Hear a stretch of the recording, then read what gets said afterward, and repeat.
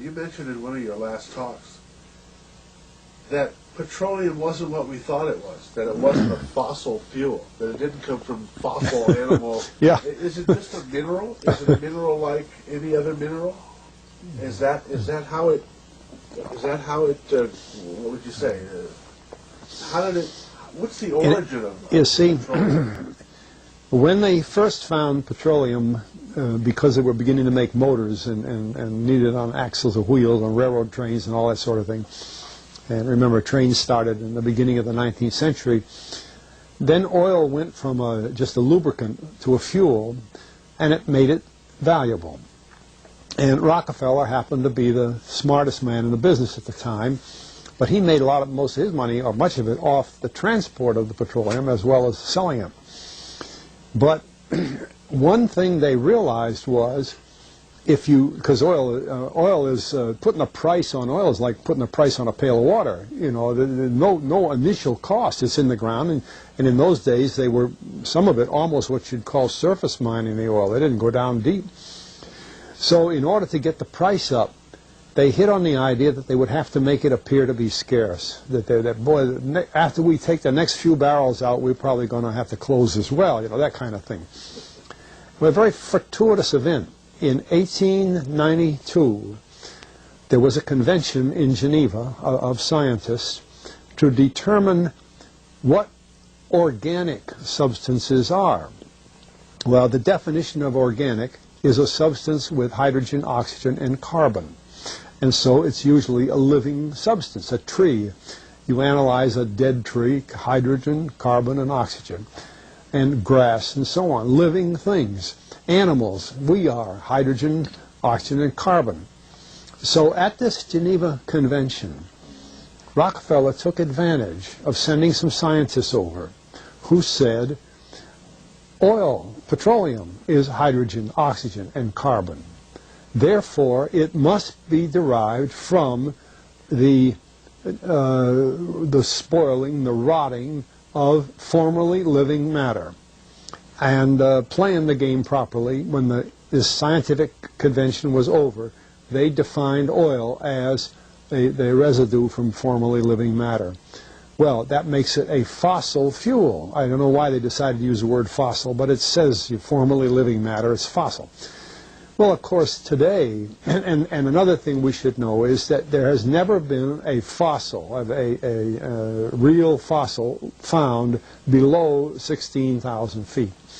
And you can't argue at 16,000 as a level line because someplace the ground sinks and so on. But 16 is what the scientists say, 16,000. We mine oil, or we drill for oil, at 30,000, 33,000, 28,000 every day of the week. So right there we rule it out that it isn't fossil fuel. It's called fossil fuel for the minds of the public to feel that it is an asset that is running out, being depleted. We talk about depletion allowance, which is a lot of, you know. Evidence is now mounting that world oil production is peaking, or is close to it. Globally, the rate of discovery of new oil fields peaked in the 1960s. Over 40 years later, the decline in discovery of new fields seems unstoppable. 54 of the 65 major oil-producing nations have already peaked in production. Many of the others are expected to follow in the near future. Once the peak of world oil production is reached, demand for oil will outstrip supply, and the price of gasoline will fluctuate wildly, affecting far more than the cost of filling a car. And actually, if you know the world's oil supply, you know that it is not going to run out for an awfully long time. It is the second most prevalent liquid on Earth. And we haven't begun to... Well, with all that background, you see, the people in charge of the petroleum business, for perfectly reasonable business things, like any other man in the business, wants to keep his price as high as he can get away with. And the way to do is just say, well, there's no more. The last barrel is going to cost $1,000, and then it's all done. And they preach that stuff. What bothers me is that that in geology books, it's in there. The geologists say it's a fossil fuel. Somehow they've been bought. I mean, I went to a 4-year federal staff energy seminar run by the government of the United States during the so-called energy crisis. I was the participant that represented the railroad industry. The airline industry was there. Every AA, administrative assistant of senators and congressmen, was there. The CIA was there. The Defense Department was there. The State Department was there. Sometimes sitting right in front of me in the row would be Henry Kissinger with his friend, the head of Department of Defense. That's too bad. I can't put the names with them. But anyway, people like that, top men in the government, sitting there listening to the Federal Staff Energy Seminar. Well, what this was doing is for 4 years, they were teaching a propaganda line to the leading people in this country, and therefore to the leading people in the world, when you include the Schlesingers, Kissinger and Schlesinger, among others. And the object of it was, as Kissinger used in his own terms when it was time for him to speak, to create a world price for oil.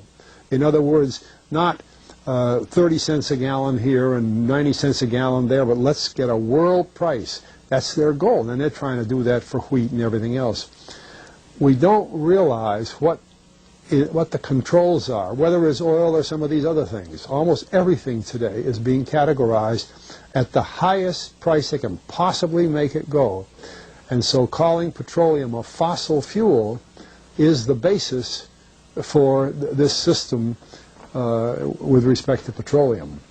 And I don't know if the name Arthur Kantrowitz rings any bell. Arthur Kantrowitz is the head of the Kantrowitz Labs set up by the Avco company near Boston, scientific laboratories. And a great man in the scientific world.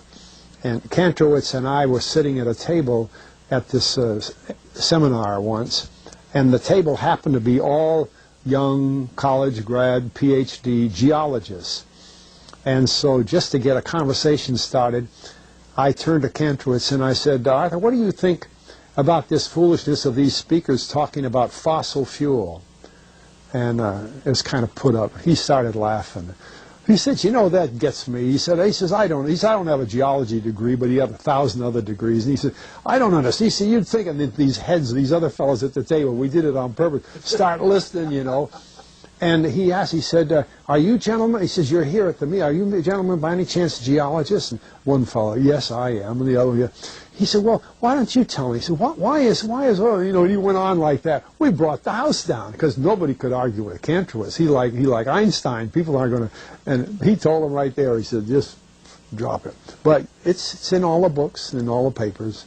But it started from that strange meeting in 1892, a scientific convention.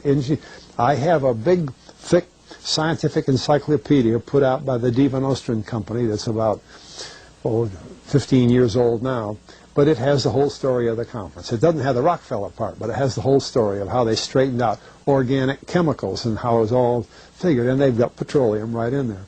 Amazing. Amazing. So these aren't accidental things, you see. There's a dollar sign behind almost everything. Okay.